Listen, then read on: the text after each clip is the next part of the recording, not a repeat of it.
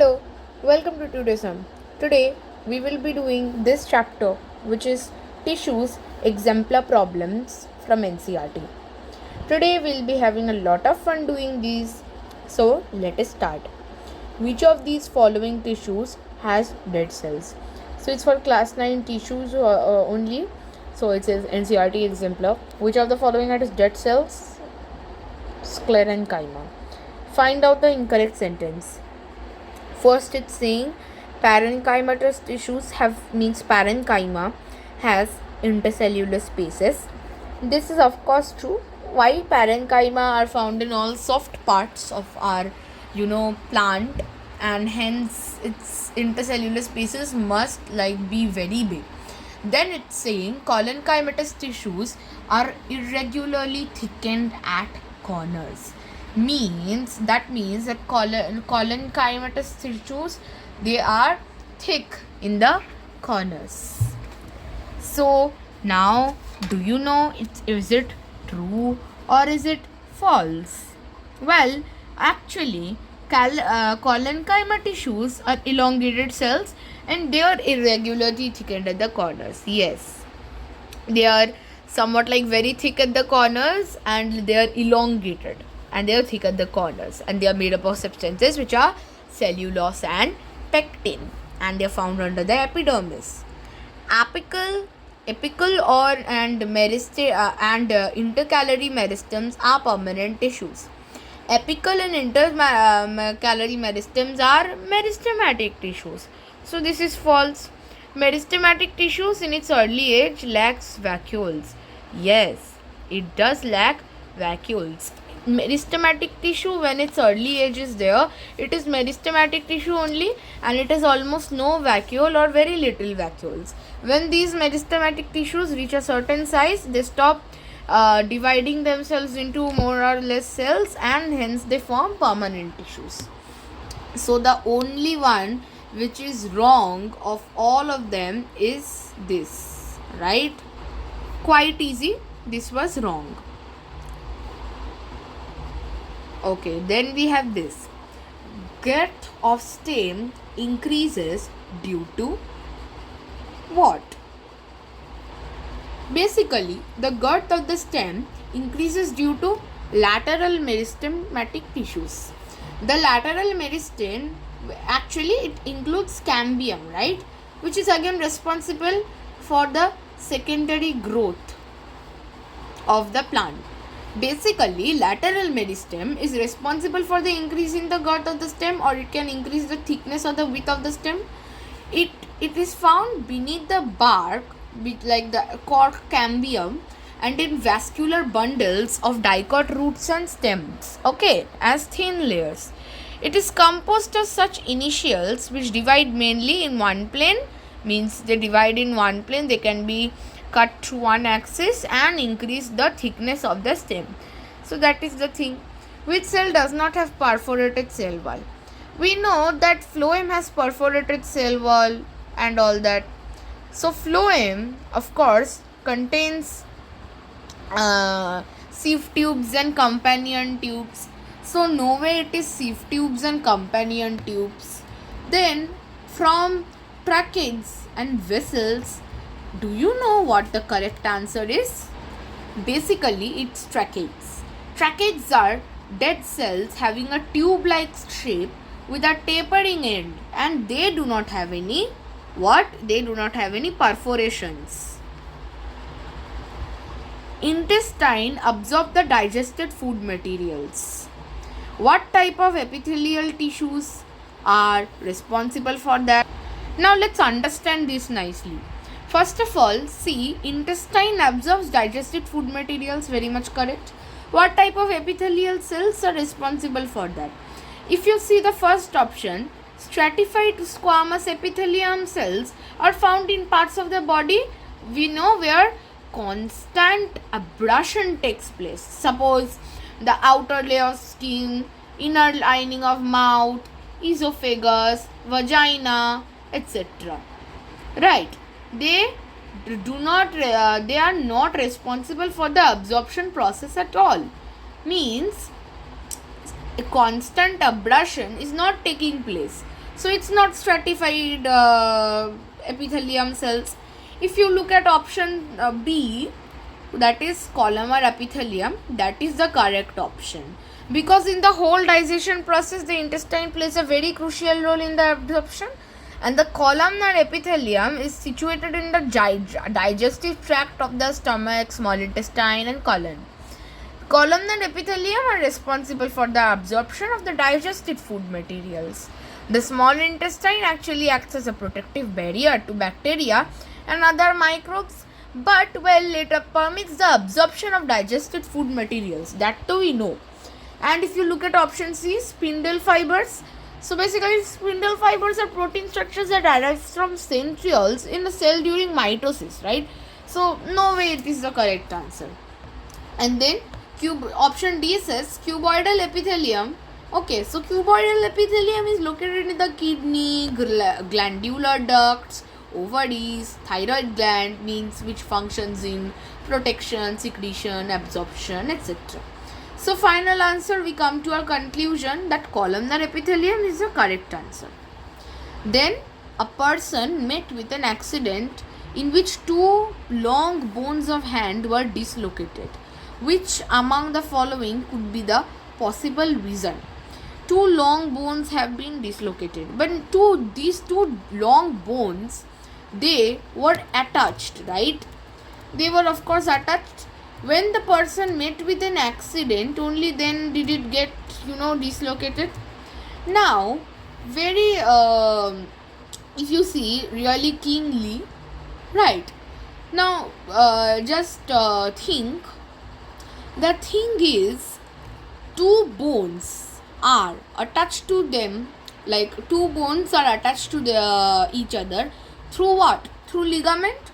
So it might be that the ligament broke, that is why the two bones are now dislocated. So it would be ligament break. I hope you understood all the 6 questions we have discussed. Now let us move on.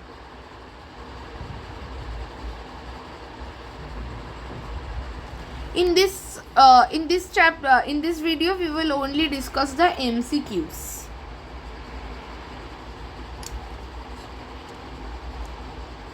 Look at this. While doing work and running, you move your organs like hands, legs, etc. Which among the following is correct? Smooth muscles contract and pull the ligament to move the bones. Smooth muscles contract and pull the tendons to move the bones. Or skeletal muscles contract and pull the ligament to move the bones. So skeletal muscles contract and pull the tendon to move the bones. Well, might seem to be pretty confusing, but the answer is quite simple. Let's go in depth and understand what is the correct answer and why is that the correct answer.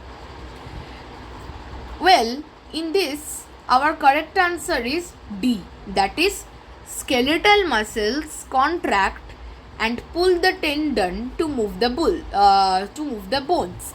Basically, the striped, that is the involuntary muscles, the striated muscles, they have alternate light and dark bands. No, they are called skeletal muscles. Remember, about 30 to 40% of the total body mass is only made up of that striated muscles.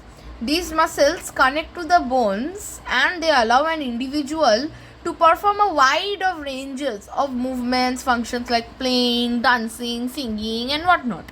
Tendons, so then, are basically first tendons are pulled by the skeletal muscles to move the bones. You can't pull the ligaments, tendons you pull, because if you don't pull the muscle, means if you don't pull the muscle which is attached to the the thing, so how will you do it?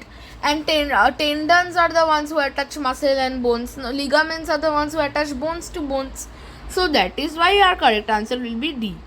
Which muscle acts involuntarily means which muscle acts involuntarily. That is one to we know striated muscle does not. Smooth muscle acts involuntarily. Skeletal muscle and striated muscle same only, and cardiac muscles also, they also act involuntarily. In function, they are involuntary. You cannot tell your heart to stop beating like that. Meristematic tissues in plants are localized and permanent. not limited to certain regions, localized and dividing cells. So basically they are dividing cells. What is not a function of epidermis? It does protection of plant from adverse condition. It aids in gaseous exchange. It of course even does transpiration. The only thing it does not do is conduction of water. Okay, then we have select the incorrect statement. Blood has matrix containing proteins, salts and hormones. Two bones are connected with ligament. Yes. Tendons are non-fibrous tissues and are fragile. Well, tendons are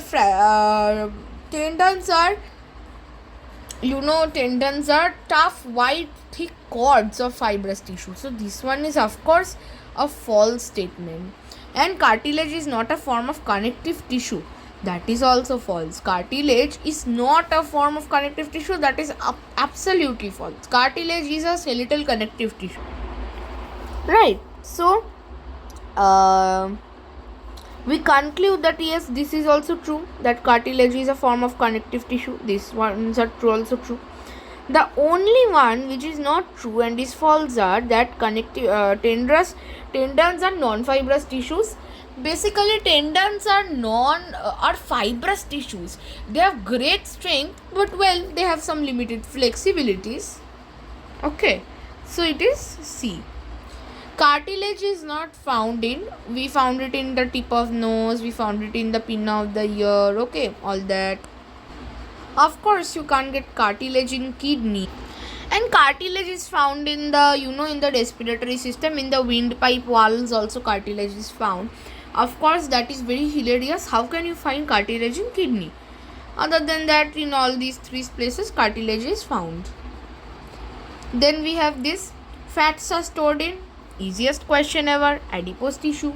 Bone matrix is rich in, of course, that will be calcium and phosphorus. So 7% calcium has, and this 85% it has phosphate. Okay, then let's move on. Well, now we have a question about contractile proteins. Let's explore the question and let's decide what will be the correct answer to it. We have the question about the location of contractile proteins. Where are contractile proteins exactly found? So, we know that contractile proteins are found in muscles. We know that muscles are of three types: skeletal, cardial and smooth. Skeletal muscles are made up of a number of muscle bundles. A number of muscle fibers are inside the muscle bundles. And a distinguishing feature of the muscle fiber is that it is the presence of a large number of parallelly arranged filaments, which are known as myofibrils, right? That is myofilaments. Now each myofibril has alternate dark and light bands on it, that is giving striated appearance. Okay, so that is the thing. And each like I band or isotropic bands are called light bands and they contain actin filament. So that is the reasons we are saying. And actin and myosin are contractile proteins responsible for contraction. You are getting me, no? And before that also the causes, if we have to root it down, A or an isotropic band contains myosin and they are dark bands. So an actin and myosin are contractile proteins which are responsible for contraction again. So of course in this case it is quite well justified that C will be the option. We have explained, we have related it down. Voluntary muscles are found in, voluntary muscles means the muscles we can control. Alimentary canal, of course not. Limbs, bronchi, iris, you can't control all that. Of course iris won't have muscles, so it is limbs. So 16 is limbs. But why is it exactly limbs? We can move some muscles by conscious will, right? And we call it what muscles? We call it voluntary muscles. Muscles present in our limbs, of course we can move it at human will and we can stop it when we decide to. On the other hand, you see alimentary canal, iris of the eye, bronchi of the lungs has involuntary muscles. Now we come to 17th question. Nervous tissue is not found in, of course, nervous tissue is found in brain, it's found in spinal cord, it's found in nerves, but not tendons. Basically, connective tissue is found in tendons, right, which connects muscle to bones or tendons. They are fibrous in nature and they give limited flexibility and great strength. So, of course, in tendons you get to see connective tissue, right? That is a connective tissue, not a nervous tissue. So, it's tendons. Sorry, I ticked nerves. It's tendons. Then we have this. Nerve cell does not contain. It's a very hilarious question and a ridiculous one too. How can tendons be in nerve cells, isn't it? I think NCERT Exemplar is trying their best to relate tendons and connective tissues to neurons and nerve cells. Isn't that so funny? Okay, now let us go to the next the next question that says, which of the following helps in repair of tissues and fills up the space inside the organ? Obviously, the answer will be arrowlet tissues. When we were studying tissues, we had seen that arrowlet tissue consists of a jelly-like matrix which not only helps in filling the gaps between cells but also helps skin bind to muscle, and it also keeps organs in place. So it repairs the tissue, keeps them in place and fills up the space which is inside the organs, fills up the intercellular spaces as well. So it will be arrowlet tissue. Moving down, let's look at number 20 also. The muscular tissue which functions throughout the life continuously without fatigue this is also much ridiculous and very easy. Cardiac muscle. It never stops, right? Does it? So it works throughout the life till the day you are born, to the day you die, right?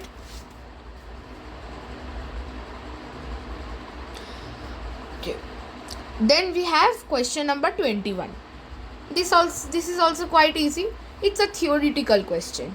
It is basically saying which of the following, like in cartilage, which cell you are finding. Which of the following cells is found in the cartilaginous tissue of the body? Cartilaginous means cartilage only.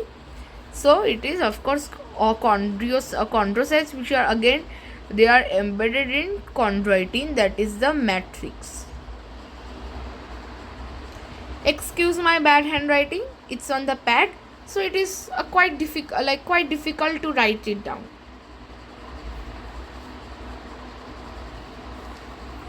Let's go to question number 22 now. It is saying the dead element present in the phloem is. What is the dead element? The phloem itself is dead. So it will be phloem fibers. Basically, phloem fibers, I will tell you something. Phloem fibers possess narrow lumen, okay, and they are thick-walled. We know that where they are elongated, spindle-shaped dead cells. They provide mechanical support to the tissue.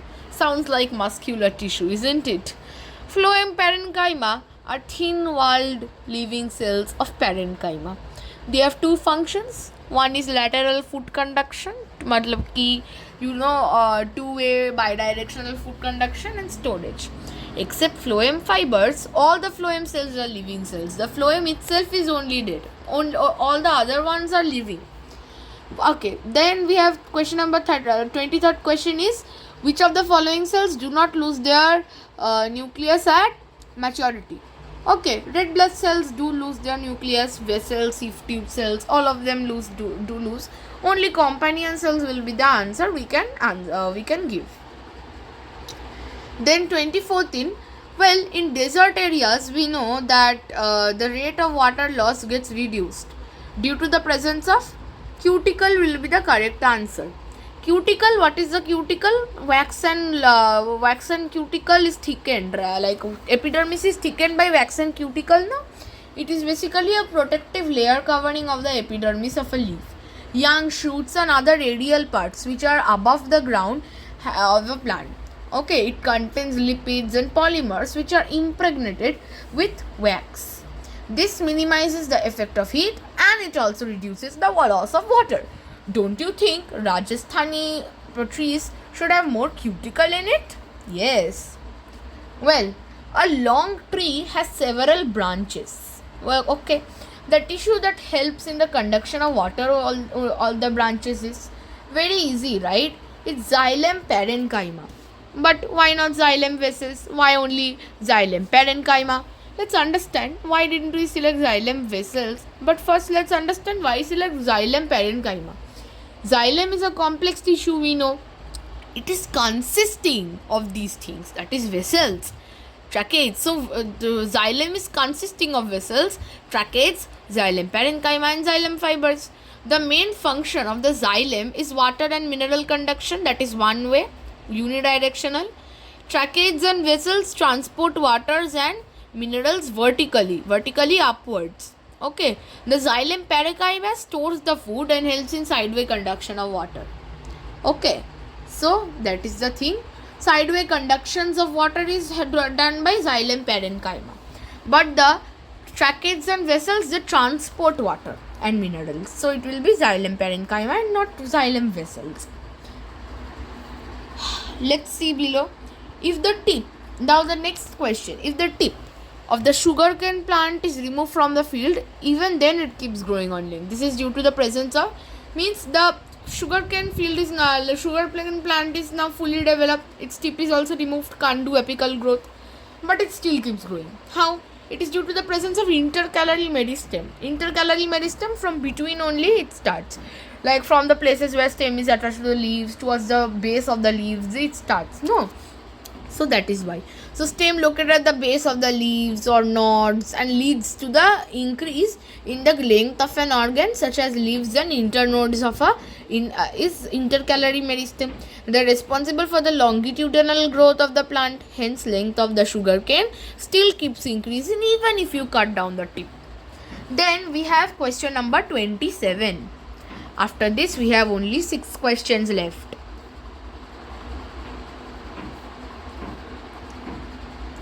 Question number 27 says, a nail is inserted in the trunk of a tree at a height of 1 meter from the ground level. After 3 years, the nail will... It's a very interesting question according to me, right?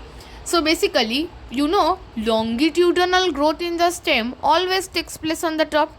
Hence, basically, apical meristem in the below region remains constant, okay. Hence there will be no change in the position of the nail which we inserted in the trunk of the tree. So it will remain in the same position only. It can have vertical growth, it will not have growth from there. So longitudinal growth in stem always takes place at the top, on the top, right, not at the bottom. So that is why what will be our answer? Our answer will be C, that it remains at the same position only. Then we have 28. Parenchyma cells are, it is relatively unspecified and thin walled only. Yes. Parenchyma we know, no? It is the most common, simple, permanent tissue, that is the supporting tissue. It consists of relatively unspecialized cells with thin cell walls. They are living cells also. They are usually loose larynx. They are not closely packed, and thus they have large intercellular spaces which are found in the tissues. Now let's get to 29. 29 is very easy. The flexibility in plants is solely due to, we know what we know, right? The flexibility is due to what? The flexibility is due to collenchyma. Collenchyma allows the bending of various parts of a plant like tendrils and stems of the climbers without breaking. It provides mechanical support. Collenchyma, where is it found? It is found in the leaf stalks below the epidermis. It is found below the epidermis. So it will be the A option, collenchyma. Cork cells are made impervious to water and glass by the presence of, the answer is suberin. That is something theoretical, like fully theoretical. Acha. Then we have survival of plants in terrestrial environments has been possible due to the presence of conducting tissues. Okay. Why conducting tissues? Conducting tissues of vascular tissues, that is xylem and phloem, are responsible for the survival of plants in terrestrial environment. Because xylem conducts water from the roots to all the parts of the plants, and phloem transport foods and other nutrients from leaves to other parts of the plant. Now choose the wrong statement. So we have many statements. The nature of matrix differs according to the function of the tissue. Correct. Then we have this one.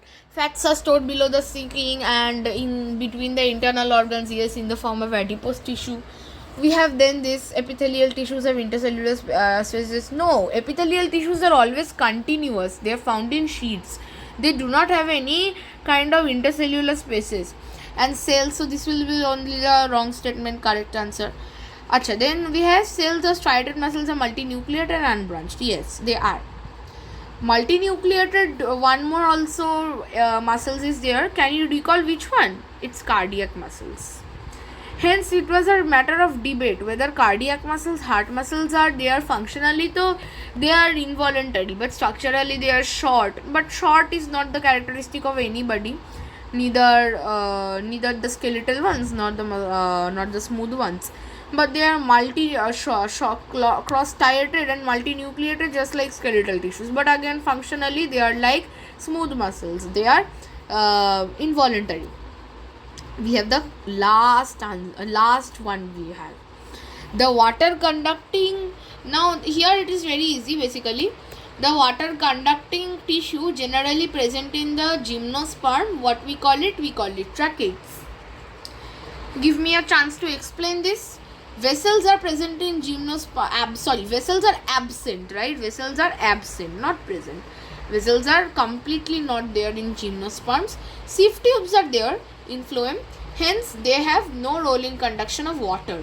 Sieve tubes are not only in the xylem only. So that is sieve tube will not happen. Vessels will not happen. They are absent in gymnosperms. Then for xylem fibers, they provide structural rigidity and they also have no the role in conduction of water. Exactly, xylem parenchyma does. So it will be, we are left with tracheids. Today we have done till this much only. I hope today's class was informative to us all and we learned something new and we got to solve the 33 MCQ exercises from this chapter. There are many questions in this NCERT exemplar and I will say especially the long questions and then the questions which we have here, the matching, and the first one, of course, this 34. These are very important. So make sure you revise this. For that time, bye bye. I will meet you again. Bye.